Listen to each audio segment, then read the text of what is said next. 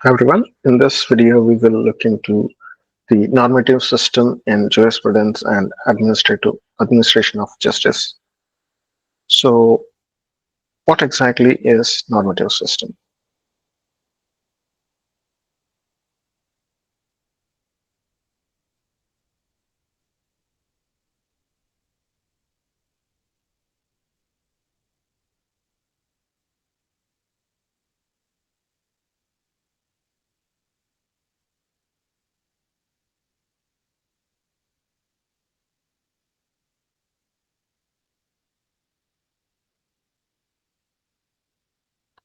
So, what is normative system?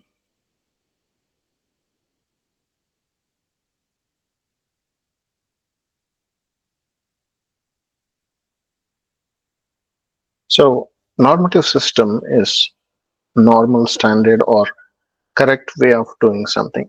So, it is in accordance with the established and accepted norms.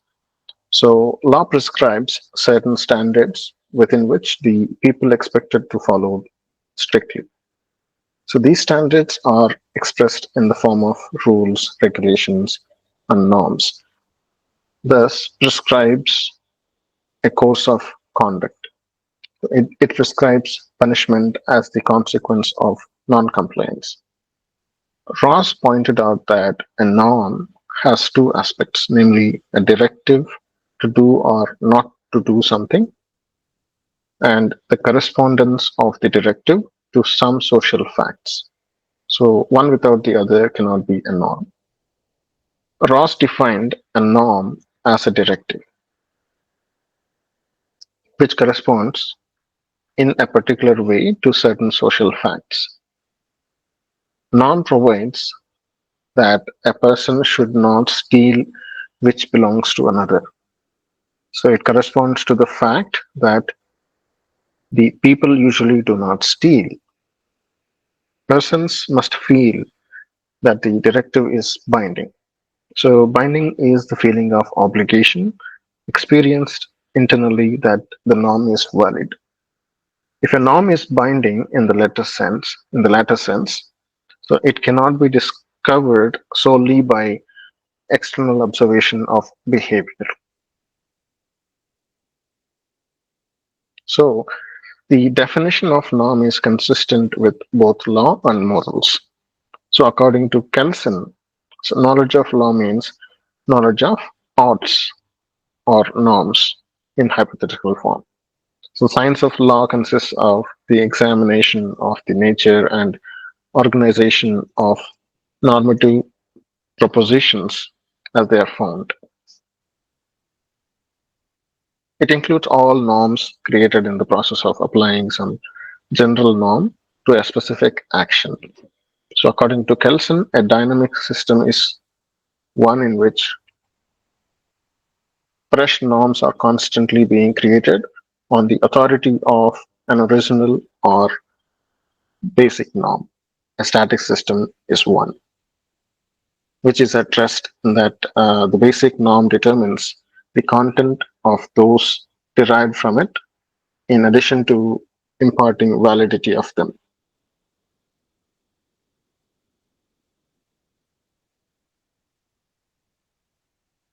Jeremy Bentham and John Austin, the early legal positivists, maintained the coercion is an essential feature of law, distinguishing it from other normative domains.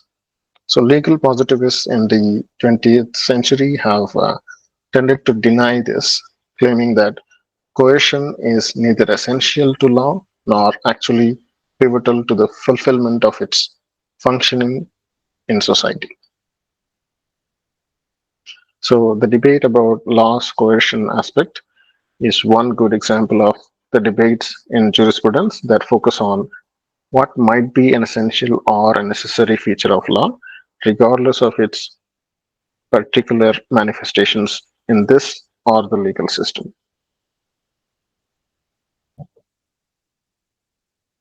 So, what are the types of normative systems?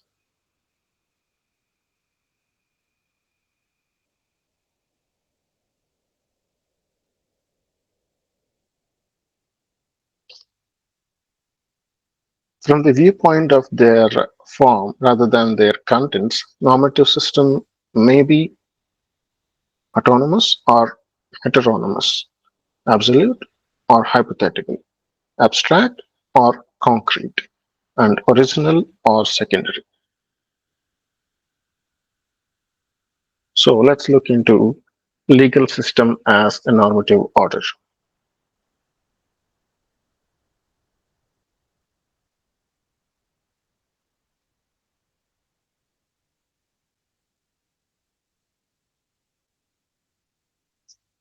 So the law provides a coercive social order in the form of norm or rule that somebody ought to act in a prescribed way.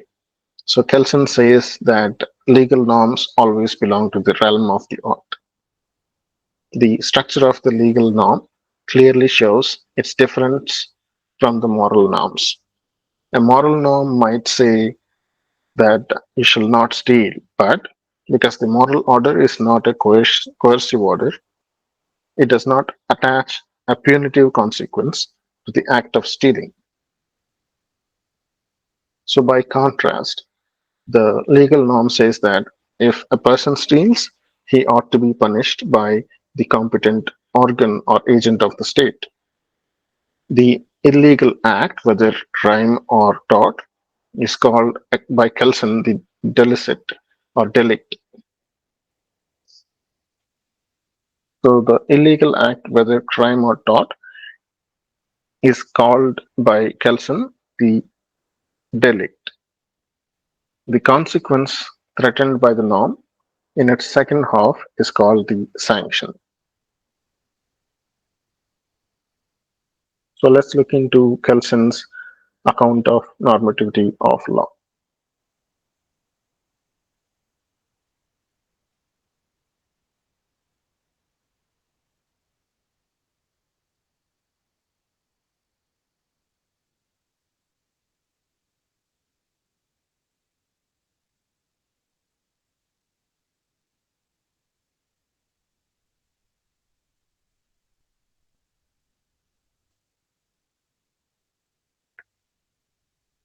So Kelsen described law as normative science, as distinguished from natural sciences, which are based on cause and effect, such as law of gravitation. So according to him, if A commits a theft, he ought to be punished. Like John Austin, Kelsen also considers sanction as an essential element of law, but the but he prefers to call it a norm. So thus, according to Kelsen, law is a primary norm which stipulates sanction. The pure theory of law is a general theory of law that conforms to the requirements of legal positivism. So, law provides a set of fundamental legal concepts such as norm, right, duty, sanction, and imputation. The pure theory conceives of law as a system of norms, which norms function as schemes of interpretation of the legal principles. A legal norm is valid when it is ought to be obeyed or applied that has binding force. A legal norm is valid when it is ought to be obeyed or applied that has binding force. In Kelsen's ingenious conception of the structure of the norm, the legal order is concerned not with human behavior that is in accordance with the law, but with behavior that is in opposition to it. The ought in the legal norm refers to the sanction to be applied to illegal behavior, to the action prescribed for the state authority by the sanction. Kelsen emphasizes that the condition based on which the sanction ought to be applied is not necessarily an act. A person may be punished for what he is, not for what he does. So, an analysis of the concept of a norm reveals that it is composed of two elements. In addition to concept of that, which ought to be, the concept of an obligation or duty arises in the norm. the idea of that which ought to be imposes an obligation on someone. Both of these concepts, the norm and the obligation, are logically united. The two concepts of norm and obligation are thus the fundamental notions of normative cognition, just as cause and effect are the fundamental notions of ontological cognition. They are also similar in that they are not susceptible to further definition, although everyone knows quite clearly their meaning. Just as it is impossible to demonstrate the existence of nature by the ontological method, it is equally impossible to demonstrate the validity of the original norm by the normative method, and thus the validity of an obligation cannot be normatively demonstrated but must merely be presupposed. So, therefore, normative condition does not differ substantially from ontological condition. Both are equally subjective and hypothetical.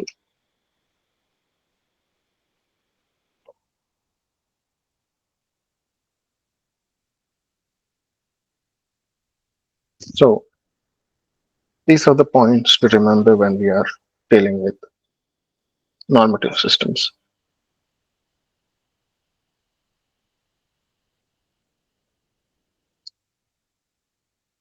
So, legal standards are expressed in the form of rules and regulations.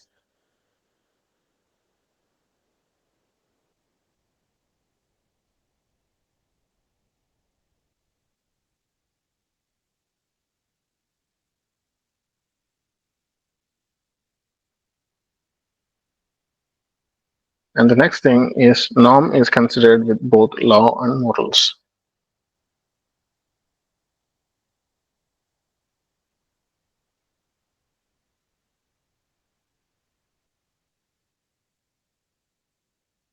And next thing is law provides a coercive social order in the form of norms.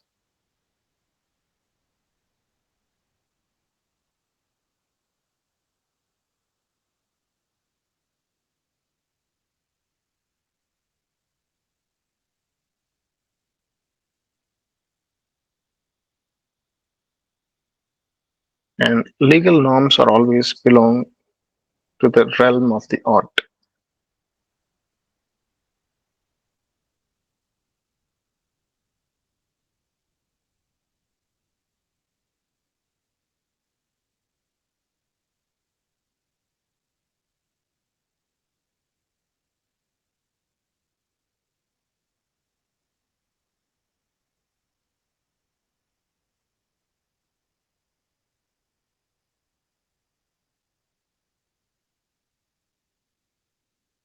Law is a primary norm which stipulates sanction.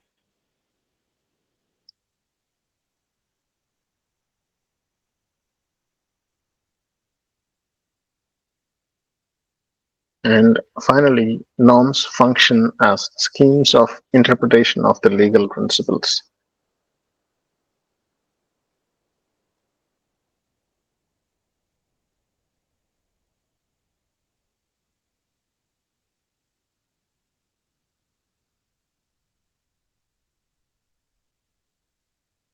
That's about the normative system.